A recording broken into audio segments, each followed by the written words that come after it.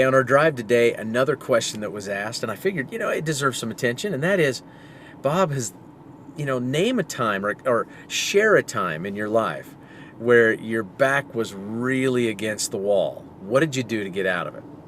Well, I can tell you, I think about a number of those experiences over my entrepreneurial career, but one that really impacted me was, it was a time when, and mind you, I've always taken great pride in the fact that I've never ever missed a payment. I've never been late. I've never had any of those issues. I've never dinged my credit or not taken care of an obligation.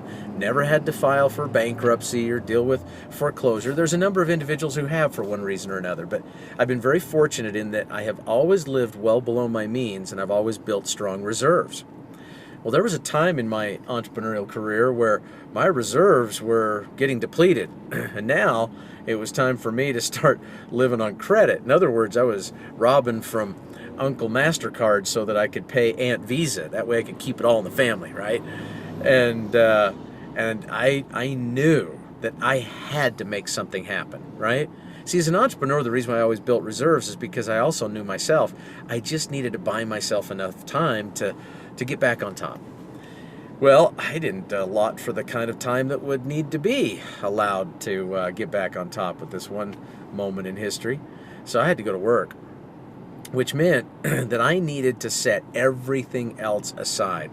My number one priority became making sure that my family had a roof over their head and food on the table. So I literally would get up in the mornings and I would start working, and I didn't finish until late at night, and I did that 6 days a week.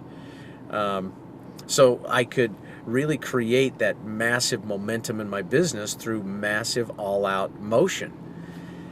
The success wasn't realized overnight, but because I was willing to do the work, and because I was focusing on money-making activities and not allowing my focus to drift to the circumstances that I was dealing with, I was able to get past it.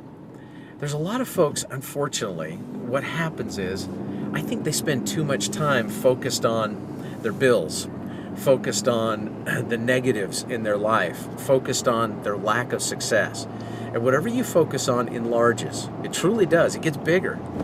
And if you're focused on the negative, then the negative can become all-consuming. And if the negative becomes all-consuming, it will paralyze you.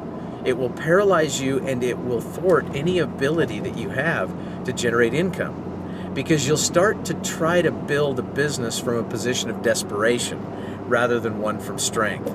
So you've got to create a new mental framework.